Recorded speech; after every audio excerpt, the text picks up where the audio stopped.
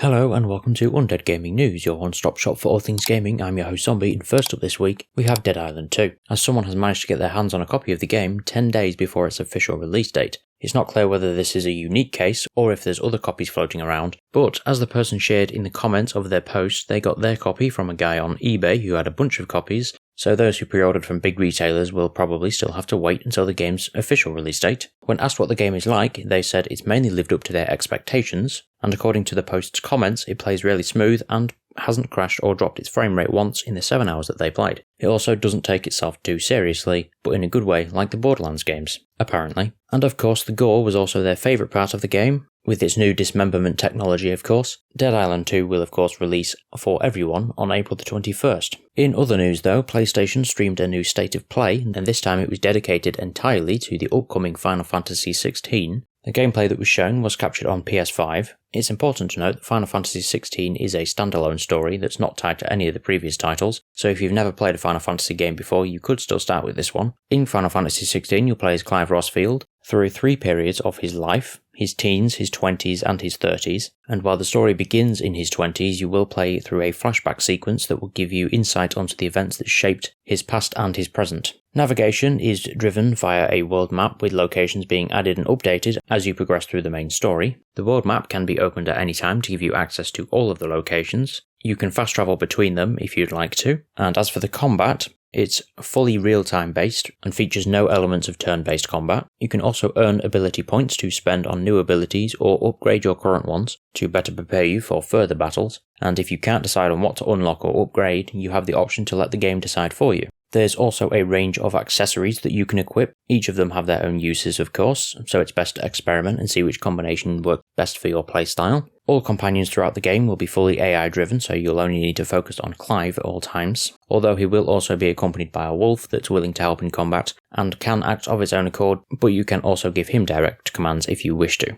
There's also a training mode if you wish to refine your skills or practice combos, and there's an arcade mode where you compete on a leaderboard for the highest score. There's certainly plenty to get stuck into when Final Fantasy XVI releases on June 22nd worldwide. Our next story though is about Lone Fungus. After being in Steam Early Access, Lone Fungus has now officially launched, and if you've never heard of it, it's an indie Metroidvania platformer set in a world built by mushrooms where you play as the last mushroom alive. It's been described as a combination between Hollow Knight and Celeste. Even in the game's Steam page description, it says there's unique and challenging platforming gameplay reminiscent of modern platformers such as Celeste, but set in a fully open world, and there are relics that work in a very similar way to the charm system in Hollow Knight. Obviously there's a lot more to the game than those comparisons, they're just being used as reference points so that you roughly know what to expect. In other news though, Resident Evil 4's Mercenary update has been released, but it isn't the only piece of DLC that it got. Alongside the free new mode, Capcom also added 11 pieces of paid DLC to the Steam store in the form of weapon upgrade tickets. Every weapon in Resident Evil 4 has an exclusive upgrade that substantially boosts its functionality, and each one works differently. The Red 9's exclusive upgrade, for example, increases its power by 1.5 times, while the Punisher's exclusive upgrade enables bullets to penetrate through 5 targets in a row. In regular play, you need to max out a weapon's upgrades before you can actually purchase the exclusive upgrade, but by bringing one of these weapon tickets to the merchant, however, players can get instant access to a weapon's exclusive upgrade at any point during the game. The ticket also lets you have the upgrade free of charge, where in-game costs typically range from 60,000 to 100,000 pesetas. On the Steam store, weapon upgrade tickets come in different bundles. A single ticket can be bought for £2.49, but tickets can also be bought in groups of 3 and 5, which cost £5.78 and £7.99 respectively. But that's not the only thing that Capcom have been doing recently, as they've just revealed a brand new studio, a state-of-the-art development facility that's made up of 2 large motion capture studios. The Capcom Creative Studio has opened in Osaka, Japan. Osaka is also where you'll find the company's head office. Capcom wants to bolster creation of cutting-edge game visuals with this facility in a bid to further strengthen its output. The press release reads, "The new creative studio is a cutting-edge production facility equipped with 2 motion capture studios by enhancing the spatial density of filming with 150 cameras, including the latest ultra-high resolution models, outfitted in one of the largest filming areas in Japan. This new studio makes it possible to simultaneously film as many as 10 actors or even carry out full performance motion capture." In other news though, Nvidia has just announced a new games publisher for its GeForce Now cloud streaming service, Bandai Namco, or more specifically Bandai Namco Europe.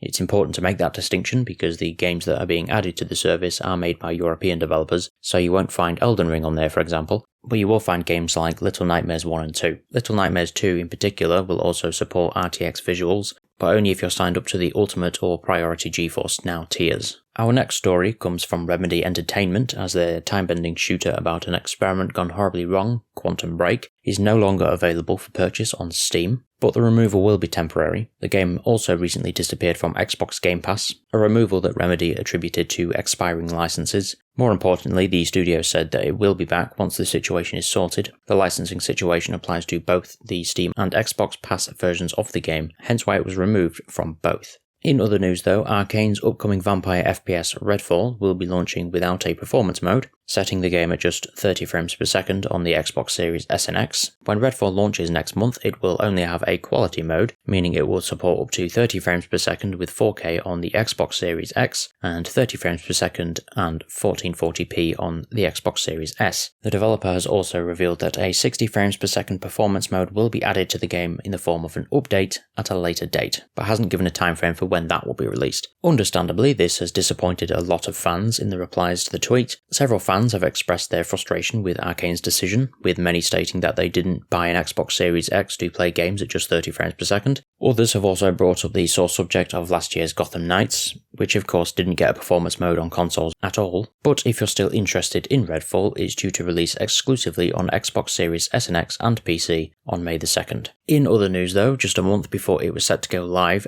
Endless Dungeons developer Amplitude Studios have decided that there's still more work for them to do, and so they've delayed the game until October the 19th. The studio said, "This will give us more time to incorporate community feedback and make the game as great as it can be. During this extra time we'll be working on meta progression, balancing, in-game economy, as well as loads of general polishing and bug fixing. The feedback we've gotten over the past open devs has proved to us that we truly have something special on our hands, and we want to make sure that game reaches its full potential. Your implication throughout the development has been invaluable, and your support is a huge motivator for the whole team." While this news may be disappointing for anyone getting ready for the game to drop next month, it's always worth keeping in mind that a delayed game that gets a much needed polish will always be better than a mess of a game that gets released on the initial deadline. Moving over to Microsoft, we have some good news and some bad news about the PC Game Pass. The bad news is of course that Microsoft have now announced that the $1 Game Pass Ultimate trial, which offered a month's access to more than 100 games for just $1, is going away. The good news though is that the PC Game Pass will now be offered in 40 new countries.